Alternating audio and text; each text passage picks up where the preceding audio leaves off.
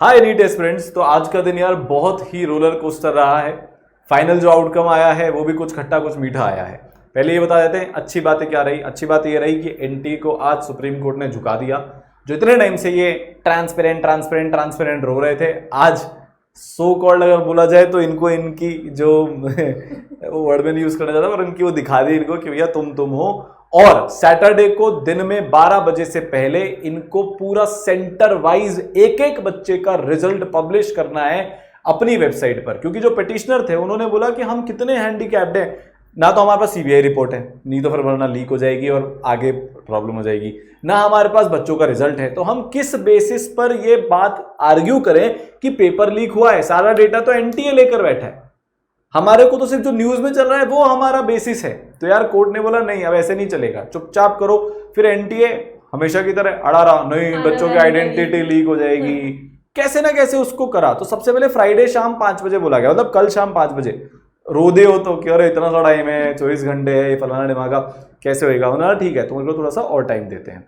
दूसरी बात, एक बहुत बड़ा आज वो आया कि भाई एनटीए ने 400 करोड़ रुपए खर्च कलेक्ट किए नीट की एग्जाम कंडक्ट कराकर, एग्जाम फीस जो भी होती है, और 300 करोड़ खर्च किया। मतलब एनटीए ने 100 करोड़ रुपए कमा लिए एक नीट के एग्जामिनेशन को कंडक्ट कराकर। भाई ये किस लेवल पर बात चल रही है। फिर पिटिशनर ने उनको इस बात पर धोया कि यार तुम जब इतने पैसे कमा रहे हो और तुम एक रिक्शा में पेपर भेज रहे हो, फिर उसमें सफाई दी गई, नहीं भाई हमने रिक्शा में नहीं भेजे थे, वो तो जब एग्जामिनेशन हो गया उसके बाद जो शायद ओएमआर बची हुई थी उसको साथ उसने फोटो खिंचवाई है। वो कुछ ऐसा नहीं था कि वैसे ट्रांसपेरेंटली हो रही थी। बाकी उन्होंने जो हमारे पेपर गए वो 7 लेयर सिक्योरिटी के थ्रू ही बैंक तक ट्रांसफर हुए। क्योंकि बार बार ये बोला जा रहा था कि यार तुम कैसे पागल हो, एक प्राइवेट कुरियर कंपनी को तुमने इतने बड़े एग्जाम को कुरियर के थ्रू ट्रांसफर करने की, डिपॉजिट करने की जिम्मेदारी दे दी। तो उन्होंने बोला नहीं वो सेफ है, 7 लेयर सिक्योरिटी है, कहीं पर भी ब्रीच होता है तो हमें पता चल जाएगा। चलो यहां तक बात हो गई। अब रीनीट पर बात आई तो तीसरी चीज जो हमको ये बताई गई है कि यार मंडे को फाइनली जजमेंट मिल जाएगा। दो चीज से आज हम बहुत खुश हैं सब लोग कि एक तो फाइनली डिसीजन डेट पता चल गई, रोज का रोना पीटना खत्म, दिल में एक तसल्ली आ गई, जो भी करना उस दिन तक कर देना। दूसरी बात कि एनटीए को झुका दिया इन्होंने कि भाई पूरा का पूरा रिजल्ट आप पब्लिश करो, ठीक है। तो मंडे बिफोर लंच वो डिसीजन दे देंगे। मंडे 10:30 बजे की हायरिंग है, हम लोग लाइव होंगे, एक एक चीज पर ध्यान दे रहे होंगे। अभी से उस लाइव इवेंट को क्रिएट कर देते हैं, आप उसका रिमाइंडर सेट कर लो। अपन मंडे को सुबह 10:30 बजे यहां पर मिल रहे हैं, ठीक है। चौथी चीज जो अब इन्होंने एक बहुत बड़ी बात जो बोली गई, ये एक्सेप्ट हुआ आज पहली बार कि पेपर ब्रीच हुआ है। पिटिशनर लीक बोले जा रहे थे और जो एनटीए की तरफ से थे बोले जा रहे थे ब्रीच ब्रीच ब्रीच। तो लास्ट में तो सीजीआई भी उखड़ गए थे चीफ जस्टिस साहब, तुम बस करो ना, लीक होता है ना, पेपर तुम्हारा बाहर आ गया था, फालतू में क्यों नाटक कर रहे हो। तो ये एक्सेप्ट हो गया कि हजारीबाग में पेपर ब्रीच हुआ था। फिर सॉलिसिटर को एक्सप्लेनेशन मांगा गया कि पर बच्चे तो पटना में बैठे थे, ये कैसे हुआ। तो पहली बार टाइमलाइन भी बाहर आई। उन्होंने देखिए साहब 7:30 बजे कैनरा बैंक और एसबीआई से पेपर लेकर लोग निकले। फिर 7:45 बजे ओएसिस स्कूल हजारीबाग में वो पेपर पहुंचे। हमारे सीसीटीवी में हमको ये दिखा सीबीआई के इन्वेस्टिगेशन में कि 8:15 पर एक आदमी जहां पर वो बॉक्सेस रखे हुए थे सील्ड, उनके पास गया। हमने जब 9:20 की सीसीटीवी फुटेज देखी तो वो ट्रंक कॉम्प्रोमाइज थे, मतलब 8:15 और 9:20 के बीच में कहीं पर पेपर ब्रीच हुआ। इस बीच उस एक आदमी ने फोटोज खींचे, या फिर दोनों में उतनी क्लैरिटी नहीं आई। 7 लोगों को ये पेपर दिया गया, या तो वो हजारीबाग में बैठे थे या वो पटना में बैठे थे।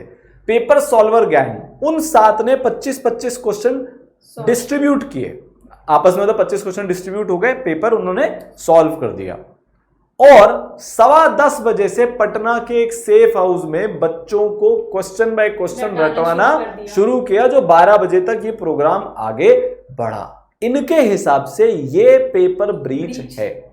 बहुत बढ़िया जेन्युइन पॉइंट सीजेआई ने उठाया, पिटिशनर ने उठाया। आज फॉर्म में थे सब लोग कि यार तुम मेरे को एक बार बताओ, 180 क्वेश्चन तुमने इतनी जल्दी पहले तो सॉल्व भी कर लिए। तो उन्होंने बोला भाई 7 लोग कर सकते हैं, चलो मान लिया 7 लोग 1 घंटे में पेपर पूरा सॉल्व कर सकते हैं। फिर तुमने उनको फटाफट से पहुंचा भी दिया। कैसे पहुंचाया, तो व्हाट्सएप, एक बार बोला गया कि व्हाट्सएप के थ्रू पटना पेपर पहुंचाया गया।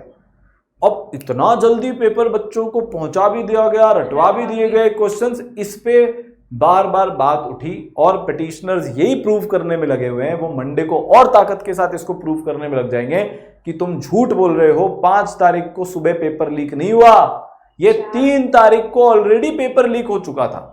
फिर एक बहुत तगड़ी बात उठी जिसकी सीजेआई ने डिमांड करी कि हमको पटना पुलिस और ईओयू की रिपोर्ट चाहिए है जो हमने अभी तक नहीं देखी। सुप्रीम कोर्ट की पूरी जो हियरिंग हो रही थी वो सीबीआई के उस पे हो रही थी।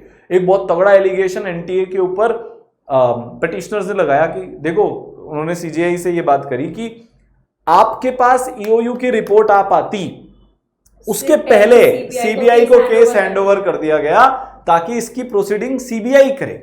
सीबीआई बोल रहा है 5 तारीख को पेपर लीक हुआ, जबकि ईओयू की रिपोर्ट में बच्चा जो अनुराग यादव है या जो भी उसका अनुराग नाम है, पूरा नाम जो भी था, वो ये कबूल कर रहा है कि मेरे को 4 तारीख की रात को रटवाना शुरू कर दिया था। अगर सीबीआई की रिपोर्ट में और ईओयू की रिपोर्ट में मिसमैच होता है तो यार रीनीट की बहुत स्ट्रांग चांसेस फिर यहां से बन जाएगी, क्योंकि दोनों एजेंसीज में अगर लफड़ा हो गया तो पिटिशनर्स के लिए बहुत ईजी हो जाएगा ये प्रूव करना कि पेपर लीक 3 तारीख को हुआ है। सीजीआई ने एक बहुत तगड़ी बात बोली है, बहुत तगड़ी बात, पूरे केस की जो मेन बात है, उन्होंने बोला कि अगर पेपर लीक 5 तारीख की सुबह 8:15 से 9:20 के बीच में हुआ है तो इसके वाइड स्प्रेड होने की चांसेस बहुत कम है। पर मैम अगर 3 तारीख और 4 तारीख को हो गया तो सोशल मीडिया के जमाने में इसको वाइड स्प्रेड लीक होने से ये इम्पॉसिबल हो जाएगा। इसको ये प्रूव करना कि ये वाइड स्प्रेड नहीं हुआ। गोधरा के वाले में भी उन्होंने कुछ बोला था सर, गोधरा वाले में उन्होंने यही बोला, it was a cheating case. मतलब 18 बच्चों को करीब पता लग गया था, मतलब उसमें से एक ही बच्चा पटना में था। सॉरी हाँ, कि 18 बच्चों को पटना में पेपर डिस्ट्रीब्यूट हो गया था, उनमें से एक ही बच्चे को उसको भी डिवार कर दिया। गोधरा में उन्होंने ये बोला कि जो वहां की मजिस्ट्रेट थे उनको ये इंफॉर्मेशन पहले आ गई थी कि ऐसा होने वाला है, तो उन्होंने डिटेन कर लिया उस आदमी को जो ये करने वाला था। हाँ। तुषार भट्ट शायद हमारा उनका नाम था, मिस्टर तुषार भट्ट। एक्चुअली उन्होंने ये करा था कि बच्चों से बोला था आप हमें इतना पे करिए एंड आपके ओएमआर को हम करेक्ट फिल करके भर देंगे, जितना आप कर सकते हो उतना तो आप कर लो। हाँ, और बाकी को हम कर बाकी आप 100% जिस पे श्योर है वो आप कर लें, बाकी का हम अपने 2-3 टीचर्स और थे शायद फिजिक्स केमिस्ट्री के सर, तो वो आपका ओएमआर भर के दे देंगे। बट इसकी खबर पहले ही कहीं ना कहीं बाहर आ गई थी। तो सीजीआई ने ये एक्सेप्ट नहीं करा कि गोधरा में पेपर लीक हुआ है। ये भी बहुत इंपॉर्टेंट है। Paper breach, paper leak Patna और हजारीबाग में तो एक्सेप्ट कर लिया गया, सीजीआई ने भी कर लिया और एनटीए ने भी कर लिया। सबसे बड़ी बात तो ये है। अब देखते हैं कि जैसे 2015 में 45-46 बच्चों के पेपर लीक पर ही रीनीट हो गया था, इस बार एनटीए ने जो आंकड़ा फेंका है कि उसके हिसाब से 150 बच्चों को पेपर लीक हुआ है, डेटा एक्स्ट्रापोलेट करके। ठीक है, तो एक मांग जो सुबह से कर रहे थे पिटिशनर्स कि भाई हमें भी डेटा दे दो, हम भी स्टडी कर लेंगे, जैसे आईआईटी मद्रास को दिया पब्लिक डोमेन में डाल दो, तो वो डाल दिया। तो यार मोटी मोटी बात ये है कि पहले तो रीनीट होने के चांसेस ऑलमोस्ट 0 लग रहे थे, आज माइनर 1-2% वो चांसेस बढ़ते हुए दिख रहे हैं, क्योंकि पेपर ब्रीच एक्सेप्ट कर लिया गया है, प्रूव कर दिया गया है कि पेपर ब्रीच तो हुआ था। ठीक है, तो अब देखते हैं प्रोसीडिंग किस डायरेक्शन में जा रही है। मैम आपको क्या लग रहा है, क्या होने वाला है? मंडे को डिसीजन आएगा कि नहीं आएगा? सबसे पहली बात नहीं, मंडे को 100% सर यही लग रहा है। चीफ जस्टिस का जो हमने रवैया देखा कि लंच से पहले एक निष्कर्ष पे पहुंच जाएंगे, इधर होगा कि नहीं होगा वो पता लग जाएगा, सो दैट बच्चा अपनी उस हिसाब से प्लानिंग तो कर पाए। क्योंकि लोग सर वो भी पक गए ना एक ही चीज को इतनी बार पर। लेकिन जो आज हियरिंग हुई उससे ये तो पता लगा कि सर एक एक बारीकी देखी गई। Supreme court is serious on this, मतलब कि ऐसे नहीं कि ओके ओके ओके करा, एक एक चीज पे काउंटर भी किया गया। सर जब एनटीए कुछ चीजों पर एक्सप्लेनेशन नहीं दे पा रहा था प्रॉपरली, तो उसको काउंटर भी किया गया कि आप लोग रेडी होके आए। तो सर आज जो उन्होंने डिसीजन लिया, उन्होंने बोला एनटीए को कि आपको हर सेंटर से कितने बच्चों का सिलेक्शन हुआ है विदाउट आइडेंटिटी, आपको रोल नंबर मत बताओ, आप रोल नंबर की लिस्ट को थोड़ा सा सॉर्ट कर दो ना, कुछ भी कर दो, आप क्यों बता रहे हो रोल नंबर? अच्छा, और काउंसलिंग के बारे में भी बोला गया लास्ट में कि काउंसलिंग को रुकवा दो, उस पर क्या हुआ भाई? तो उस पर स्टे नहीं लगा। स्टे, हाँ बहुत सिंपल सी बात बोली एंटी ने कि वो तो 24 तारीख को होने वाला है ना, काउंसलिंग तो शुरू 24 तारीख को होगी, डिसीजन फाइनल 22 तारीख को आ जाएगा, तो हम क्यों उस पे स्टे लगाना चाहते हैं?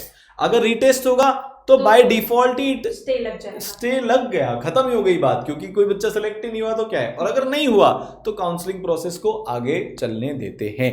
ये पोस्ट लंच सेशन में आज हुआ है।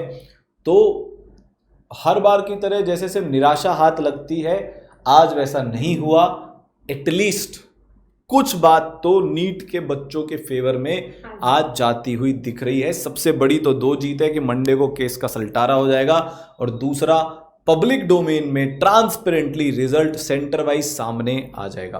पर इसमें एक छोटी सी तकलीफ जो मुझे लग रही है कि अगर सिस्टमिक लीक हुआ है, अगर पेपर पहले आ गया था लोगों के पास, तो फिर सेंटर के डेटा से कोई फर्क नहीं पड़ेगा, क्योंकि टेलीग्राम तो हर सेंटर पे पहुंचेगा। कौन से बच्चे ने चीटिंग करी है ये पकड़ाई में आना बहुत मुश्किल हो जाएगा। इस डेटा से हम वो नहीं निकाल सकते, ठीक है। तो यार we stand currently here, Monday को सुबह 10:30 बजे अपन इसके ऊपर मिलते हैं, ठीक है। All the best.